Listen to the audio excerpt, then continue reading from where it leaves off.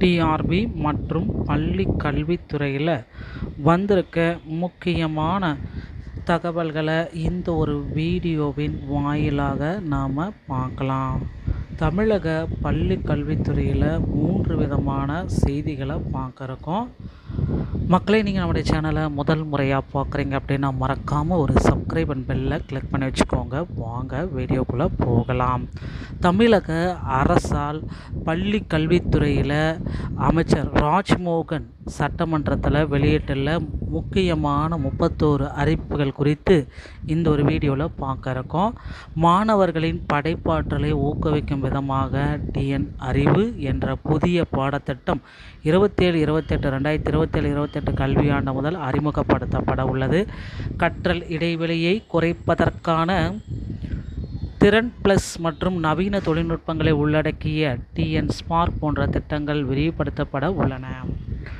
மேலும் மாணவர்கள் ஒரு நாள் புத்தகங்கள் இன்றி பள்ளிக்கு செல்லும் மகிழ்வுடன் முன்னேறும் திட்டம், விளையாட்டு மேம்பாட்டிற்கான திட்டம், பல்வேறு மேம்பாட்டுக்கான சலுகைகளும் இதில் இடம்பெற்றுள்ளன.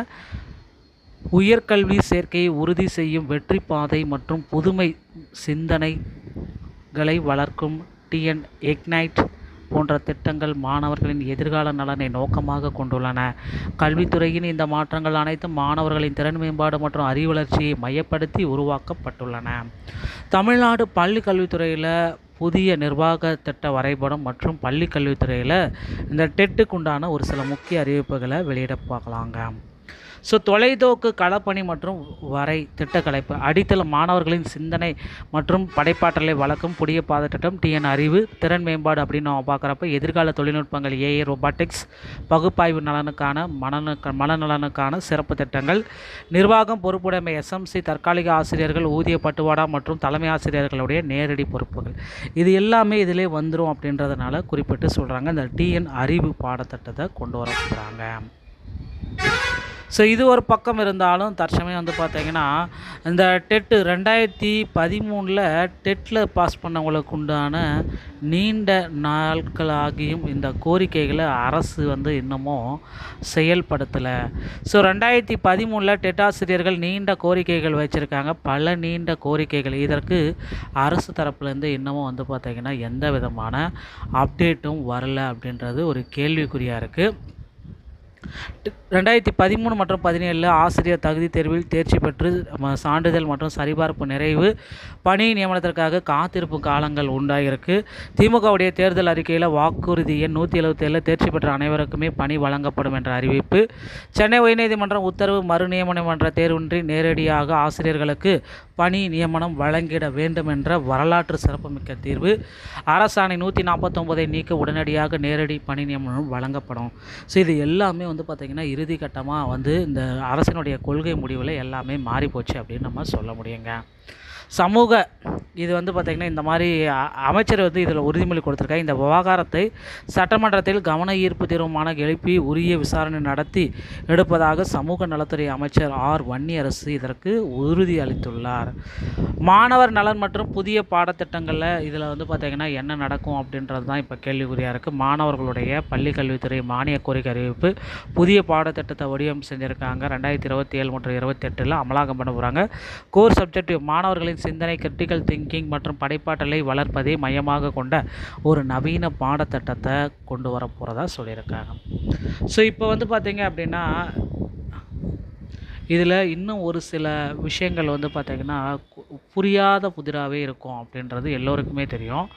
மக்கள் பார்த்திங்கன்னா ரொம்ப காலமாக எல்லாருமே எதிர்பார்க்குற அந்த ஒரு விஷயங்கள் இன்னும் நடக்கலையே, இது எப்போ நடக்கும், இது எப்போ நடக்கும், தமிழ்நாடு இந்த பள்ளி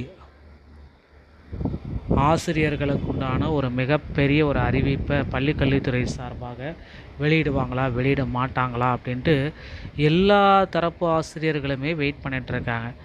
இவர்களுக்கான ஒரு மகிழ்ச்சியான செய்தியை ஆசிரியர் தேர்வு வாரியத்தின் வாயிலாக நம்ம எதிர்பார்க்க முடியும். பள்ளி கல்வித்துறையில் இந்த அரசு பார்த்திங்கன்னா கொள்கை முடிவு அப்படின்றது எடுத்திருக்க. கொள்கை முடிவில் இறுதி கட்டமான தீர்ப்பு அரசு தரப்புலேருந்து வழங்கிட்டாங்க. அந்த கொள்கை முடிவு என்ன சொல்லுது அப்படின்னு பார்த்தீங்கன்னா, கொள்கை முடிவை பொறுத்தவரை யாருக்குமே பார்த்திங்கன்னா அரசு செவி சாய்க்கலை. இவங்க பக்கமும் சாயலை, அவங்க பக்கமும் சாயலை. எங்களுக்கு வந்து பார்த்திங்கன்னா டெட் தேர்வு எழுதிய நல்ல ஆசிரியர்கள் தான் வேண்டும். மாணவர்களுக்கு கற்பிக்கக்கூடிய நல்ல ஆசிரியர்கள் மட்டும்தான் எங்களுக்கு வேண்டும் அப்படின்றத அவங்க டிக்ளேர் பண்ணிட்டாங்க.